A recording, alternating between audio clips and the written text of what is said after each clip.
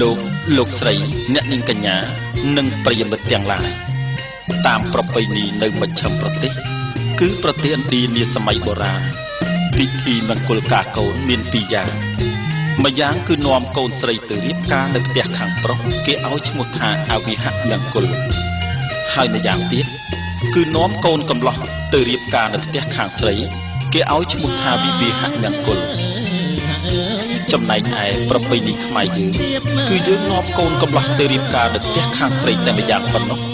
ដែលជាទំនៀមទម្លាប់តាំងតែពីបុរាណព្រេងនិយាយមកម្លេះហើយលោកបានកំណត់ឲ្យឈ្មោះពិធីថាអាពាហ៍ពិពាហ៍មង្គលដោយផ្គូផ្ពាក្យថាអវិហៈនិងវិវាហៈទាំងពីរយ៉ាងនោះមកបញ្ចូលគ្នាតែម្ដង